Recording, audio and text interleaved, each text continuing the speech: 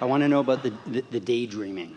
So I daydream about finding a partner. I daydream about being a father, and I put into the vortex, and I do that. And But I here's find the myself thing. getting. We have a question for you, because we think you're misunderstanding our reference.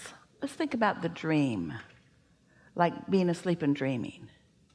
Did you write the script and go to bed and then perform it in your dream, or did you just receive it? Daydream's the same way. We don't want you to dream about it in the sense, I'm dreaming about being a father and I'm dreaming about a relationship. That sounds like you're planning it and you're deciding it. And this is the difference that we want you to hear. You already dreamed it. You already thought it into being through not having a partner, by not being a father, by seeing other people with children. In other words, your life has caused you to put it there. Now your work is not to think it into being. You're not the thinker in this case. You're the receiver of the thought. So the only question that we want you to ask, and we want you all to try to find the answer to, do you believe that the vortex is real? Do you believe that there is a vibrational reality there? Do you believe that there's something there for you to receive? Or do you think that you've been put here to make it all happen yourself? Is there something there for you to receive? Is it real? Because if you believe, if you know that there's something there for you to receive, then you might put yourself into the mood or mode of reception. But if you think you got to demand it into place, or hammer it into place, or plan it into place, or talk it into place, or convince it into place, or defend it into place, or justify it into place, or effort it into place, or sacrifice it into place, then stuff's going to come to you, but it's going to be piddly and small.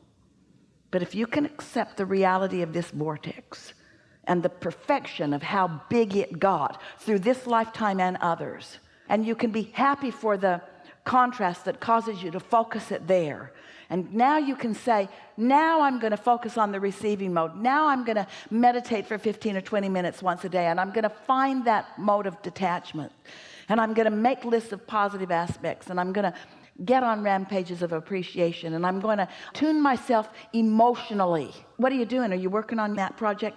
No, I'm just tuning myself. What? I'm tuning myself emotionally. What do you mean? I'm tuning into my power. What do you mean?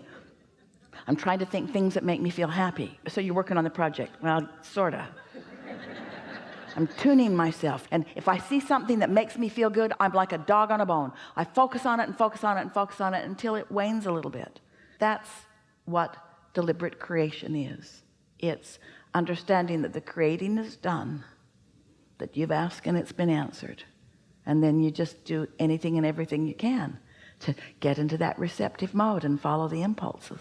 We think you're going to like it once you really get the hang of this, but you got to give up some things. You got to give up how you think you look to others. You got to give up the marks on the chart.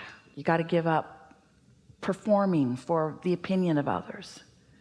You got to stop caring about their approval, because their approval will lead you into resistance, won't it? People say to us, Abraham, you teach selfishness, and we're not sure that that's such a good thing. And we say, if you're not selfish enough to care about how you feel and to hook up with your true power, you don't have anything to give anyone anyway. Yeah, we do teach selfishness. But then others will say, well, we don't think you should be selfish.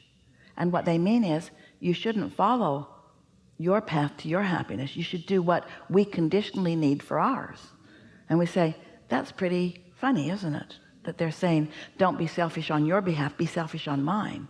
And be different if you could be selfish on their behalf and they could get happy, but they can't. They can't, because satisfaction comes from only one place. Having an intention and moving in the direction of it, you see. Lining up with your own inner being. And you can't stand in as stand-ins for others. Has anybody ever done something for you, and while you appreciated it, it wasn't the same as when you did it? You didn't say, I'll go forth and see how many handouts I can get. Because that would be like saying, I'll go forth into my physical body and I'll see how much I can show myself that others have the ability to create for me and I have no ability to create. Not one of you said that. You are so on the opposite end of that. Every one of you said, I'm going to go forth and I'm going to mix it up, and I'm going to launch rockets of desires, and I'm going to have a good time doing it, and I'm going to get a handle on my emotions, and I'm going to feel the power of who I am and where I really came from, and I'm going to be the reason that my inner being expands, because I'm out here on the leading edge of all of that, and my inner being's going to stand in a place of such steady connection that I'll always be able to find my way to it, and when I find it, I'll be conscious and deliberate about it, and I'll do it on purpose, and I'll mostly feel good. Most of the time I'll feel really, really good. That's what you said.